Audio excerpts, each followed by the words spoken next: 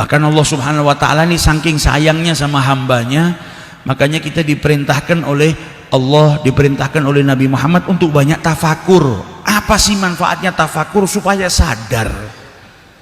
Kalau kita nggak tafakur, kita nggak tahu betapa sayangnya Allah kepada kita.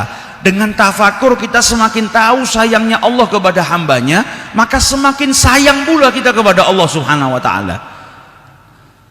Kita kalau punya orangnya nggak pernah kita pikirkan kebaikannya, ya nggak ada perubahan hubungan kita sama orang tersebut. Tapi ketika kita duduk sebentar, bayangkan, ya Allah, fulan itu kalau saya sakitin nggak pernah bales.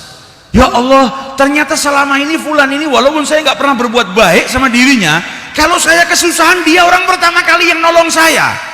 Dengan duduk memikirkan kebaikannya sahabat kita, kita akan semakin tahu betapa sayangnya fulan kepada kita. Tujuannya apa? Kita bisa lebih menghargai orang tersebut dan menyayangi orang tersebut.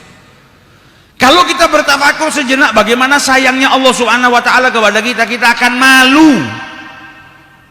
Dan kita akan nyesel kalau kita itu enggak dekat dengan Allah Subhanahu wa taala. Manusia itu kalau kita berbuat salah sama manusia ada batasannya. Orang tua saja, simbol kasih sayang itu ada pada orang tua. Kalau anaknya berulang kali berbuat salah, diusir sama orang tuanya. Banyak orang tua yang ngusir anaknya. Jangan panggil saya orang tuaku, jangan panggil saya orang tua, jangan panggil saya ayah, jangan panggil saya ibu, kau bukan anakku lagi. Banyak yang diusir. Tapi ketika ada seorang hamba yang berlumuran dosa, dosanya banyak, sampai dikatakan oleh Allah kelewat batas, masih dipanggil sama Allah dengan apa? Ibadi. Masih dinisbatkan sebagai hambanya Allah, padahal perbuatannya sudah melewatin batas, keterlaluan. Alladzina asrafu ala anfusihim, dipanggil sama Allah ibadi, hambaku, nggak diusir sama Allah Ta'ala.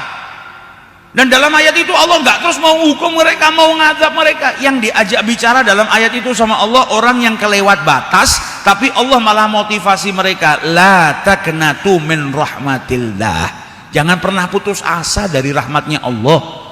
Dosamu sebesar apapun, innallaha yaghfiru dzunuba jami'a, nggak ada dosa yang nggak bisa diampuni oleh Allah kecuali engkau menyekutukan Allah Subhanahu wa taala. Jika engkau tidak menyekutukan Allah Subhanahu wa taala, maka dosamu kalau engkau meminta ampun kepada Allah akan diampuni, walaupun dosamu sebanyak buih di lautan. Dosamu menuin bumi, kalau minta ampun sama Allah Subhanahu wa taala diampuni oleh Allah Subhanahu wa taala.